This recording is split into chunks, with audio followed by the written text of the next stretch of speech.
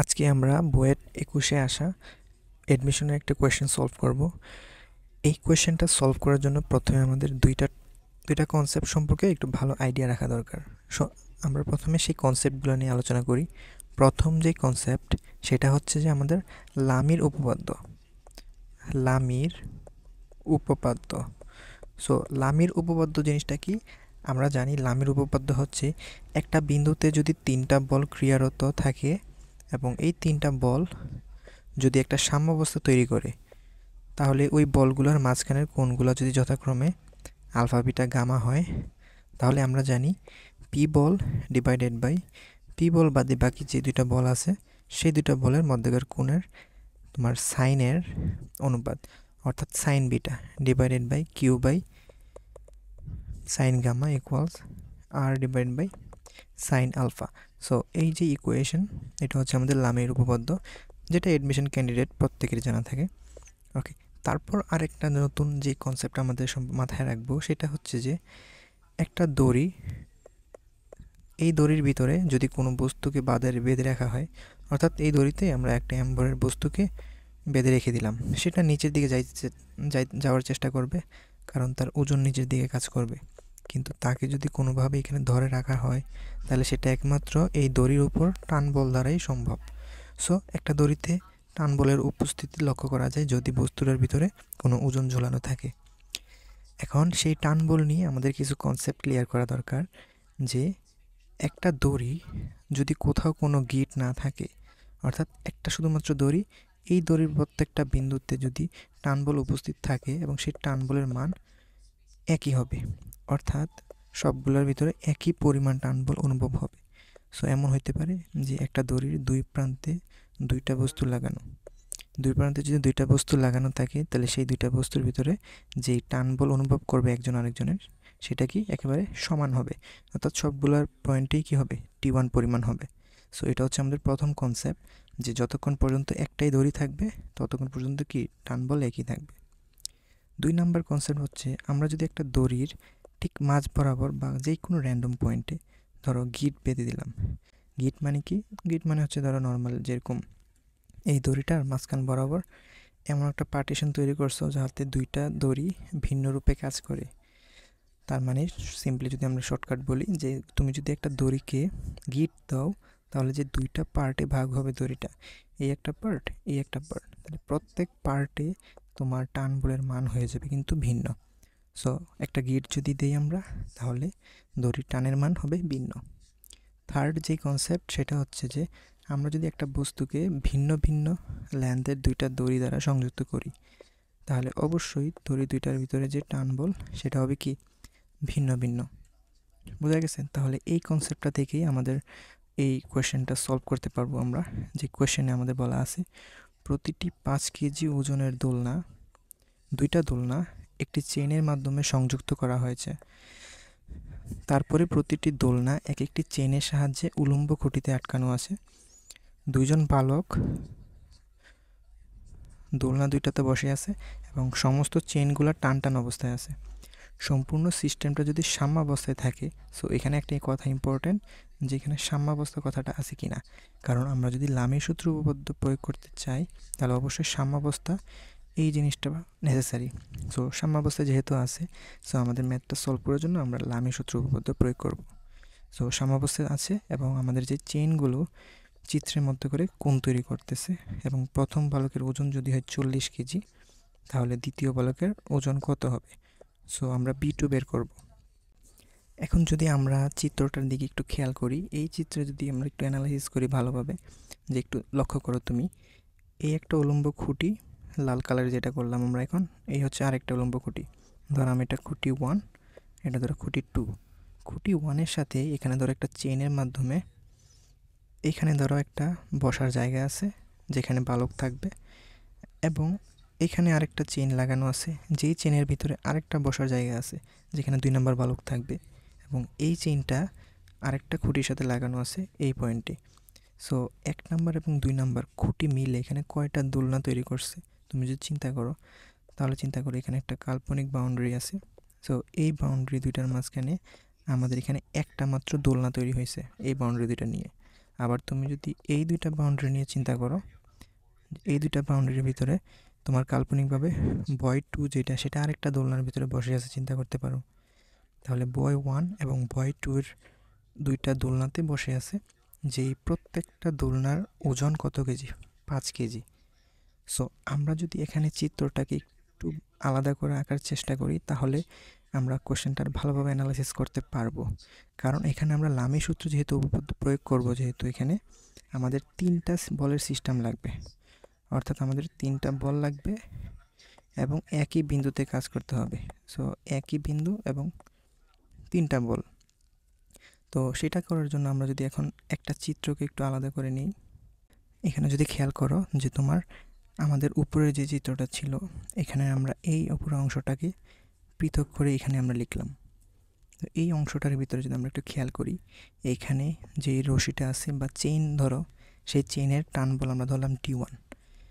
এই বিন্দুতে বালক বসে আছে। এইখানে যেই চেইনটার মাধ্যমে 3 নাম্বার যেই তোমার দোলনাটা ছিল, সেটা আমরা এখন আপাতত কনসিডার করতেছি না। সো এই পুরোটা মিলে একটা সিস্টেম তৈরি হয়েছে। এখানে T1 এটা হচ্ছে তোমার T2, আর এইখানে যেটা, এখানে তো বালক বসে আছে, তাহলে বালকের ভর কত? আমরা জানি বালকের ভর হচ্ছে 40 কেজি বলা আছে। সো এখানে একটা বলের একটা সিস্টেম তৈরি হলো, 3টা বল, যে 3টা বল মিলে সাম্যাবস্থা তৈরি করছে। সো আমরা যদি এখন সেই কনসেপ্টটা ধরে আগাই, 3টা বলের সাম্যাবস্থা তৈরি হয়ে গেছে। সো লামি সূত্র উপপাদ্য প্রয়োগ করতে পারি আমরা। কিন্তু সেখানে আমাদের একটু ভুল হয়ে যাবে, কারণ হচ্ছে আমাদের প্রতিটি দোলনার যে ওজন, আমরা জানি প্রতিটি দোলনার ওজন কত কেজি করে?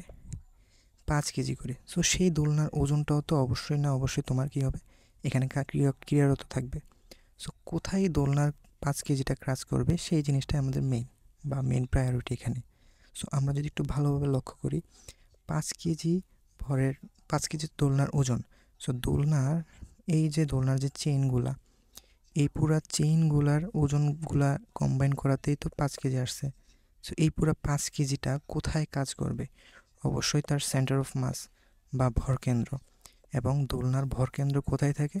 যেখানে তুমি বসে থাকো, অর্থাৎ তুমি দোলনায় যেই জায়গায় বসে দোল খাও, অর্থাৎ এই পয়েন্টে তোমার দোলনার ভরটাও কাজ করবে। কারণ চিন্তা করো, ভরটা যদি এখানে কাজ না করে, এখানে যদি 5 কেজি ভরটা কিন্তু কাজ করতো, তাহলে কি হইতো? দেখলা হইলো যে তুমি একটা চেইনটা বসে আসো, ধরো চেইনটা এরকম হয়ে গেছে, কিন্তু এটা কখনোই হবে না। তুমি যদি এরকম সোজা দুইটা চেইনে, এখানে মনে করো দোলনা লাগানো আছে, তুমি যদি এখানে বসো, দেখবা যে এটা একেবারে সিম্পলি দুলতেছে, সমস্যা হয় না। এখন একটু ছড়ানো একটা দোলনার কথা চিন্তা করি আমরা। এখন আমরা মনে করি দোলনাটা এরকম। সো দোলনাটা যদি এই অবস্থায় হয়, একটু চড়ানো হয়, তাহলে কি এই যে রশিটা যখন আমরা বসে থাকবো, সেই রশিটার মাঝখানে কি এমন দেখি যে মাঝখান বরাবর সে একটু উঁচু হয়ে রয়েছে আবার নিচে হয়ে গেছে? এমন কিন্তু আমরা দেখি না। বা মাঝখান নিচে হয়ে গেছে তারপর আবার উঁচু হয়ে গেছে, এমনটা আমরা দেখি না। এটা টান টান হয়ে থাকে। সো টান টান হওয়ার একটাই শর্ত, যে তোমার যেই দোলনার যে ওজন, সেটাই তারের উপরে কোথাও কাজ করবে না। কাজ করবে কোথায়? একেবারে দোলনার সেন্টার অফ মাস যেখানে, অর্থাৎ তোমার সেন্টার অফ মাস যেই অবস্থানে থাকবে সেইখানে। অর্থাৎ দোলনার যে 5 কেজি, সেটাও এখানে কি হবে? অ্যাড হবে। সো আমরা যদি এখন কোণগুলো একটু যদি দেখি, কারণ লামি সূত্রের জন্য তো আমাদের কোণ প্রয়োগ করতে হবে। এখন T1 T2 মধ্যকার কোণ কত? সো আমরা যদি জিওমেট্রিক্যালি একটু আঁকার চেষ্টা করি, এই কোণটা যদি হয় 45 ডিগ্রি, তাহলে এই কোণটা হবে তোমার 45 ডিগ্রি। আর কোয়েশ্চেনে দেওয়া আছে এই কোণটা 20 ডিগ্রি, তাহলে এটা কত হবে? 115 ডিগ্রি। আচ্ছা, তো এখন আমরা লামের সূত্র নিলাম, T1 45। তাহলে আমাদের T1 T2 এবং 45 তিনটার জন্য লামের সূত্র প্রয়োগ করতে পারি। কিন্তু আমরা যদি সামান্য একটু মাথা খাটাই, যেহেতু এডমিশন কোয়েশ্চেন, তুমি যতই ছোটো করতে পারবা ততই তোমার সময় বাঁচবে। তোমার T1 এবং T2-র ভিতরে কোনটা তোমার পরবর্তী স্টেপে কাজে লাগবে? T1 এই টার্ন বলটা এই চেইনে আছে এবং T2 টার্ন বলটা আছে তোমার এই চেইনে। 2 নাম্বারটা যখন তুমি অ্যাড করবা, তখন কিন্তু তোমার এই চেইনটাই ওইটার সাথে সংযুক্ত থাকবে। তার মানে কি তোমার T2টা তোমার কাজে লাগবে তখন। তাহলে আমরা T1টা বাদ দিয়ে শুধু T2 নিয়ে কাজ করতে পারি। তাহলে T2 যদি আমরা নেই, এখানে তোমার কত হবে? এই কোণটা, যেটা তোমার কত? T2 যদি নাও তাহলে হবে sin 90 + 45। তাহলে 135, তাহলে T2 বাই সাইন 135। তারপর আমরা যদি 45 ডিগ্রি নেই, সো 45 ভ্যালুটা নেই, তাহলে আমাদের হবে 115 degree. So sine 115। Okay, so এখন যদি আমরা ক্যালকুলেশন করি, আমাদের T2 ভ্যালুটা যদি হিসাব করি, আমরা দেখবো এটার ভ্যালু প্রায় 35 পয়েন্ট সামথিং, এত রেজাল্ট আসতেছে T2। তো এখন যদি আমরা প্রথম যে চিত্রটা সেটার সাথে আবার এটার কোরিলেট করার চেষ্টা করি, আমাদের এখানে ছিল B1 বা বালক, প্রথম বালক এখানে বসা ছিল। তাহলে প্রথম বালক এই যে তারটা বা চেইনটা, এই চেইনের টান তখন ছিল T2, তাহলে এখনও টান কিন্তু T2ই থাকবে। কারণ আমরা জানি একটা চেইনে কখনো যদি গিট না থাকে বা চেইনটা যদি দুই ভাগে ভাগ না হয়, তাহলে তার টান বল সবসময় T2ই থাকবে। আর এটার ভিতরে টান আমরা T3 ধরলাম, আর এটার ভিতরে টান, সরি এখানে তো টান না, এখানে হচ্ছে বস্তুর ওজন। সো এখানে B2 হচ্ছে তোমার বস্তু না, বালক প্লাস 5 কেজি অ্যাড হবে। কারণ হচ্ছে কি, এই পাশের যে দোলনাটা, সেই দোলনাটাও কিন্তু 5 কেজি ওজনের। তাহলে B2 প্লাস 5 এখানে তুমি অ্যাড করবা।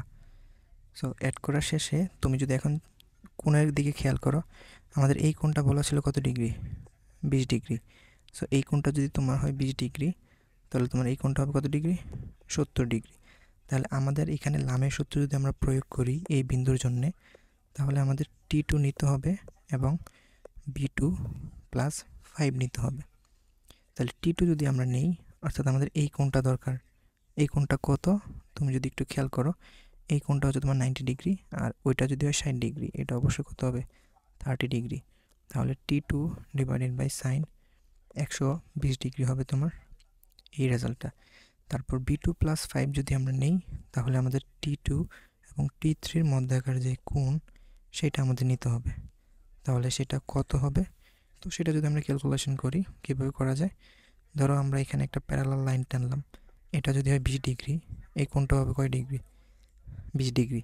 তাহলে এই কোণটা যদি হয় 20 ডিগ্রি, এখন এই কোণটা যদি হয় 30 ডিগ্রি, তাহলে এই সরল রেখার বাকি এই কোণটা কত ডিগ্রি হবে, এই কোণটা অবশ্যই 150 ডিগ্রি। তাহলে 150 ডিগ্রির সাথে এক্সট্রা 20 ডিগ্রি আমাদের যোগ করতে হবে। So sine 170 degree. এটা যদি ক্যালকুলেশন করি, T2-র মান আমরা তো এখান থেকে পাইছি, ফলে আমরা এখান থেকে B2-র ভ্যালু ইজিলি ক্যালকুলেট করতে পারবো, যেটা অ্যাপ্রক্সিমেটলি 2.08 কেজি ওয়েট আসে। সো এইটাই হচ্ছে আমাদের এখানে কাঙ্ক্ষিত রেজাল্ট।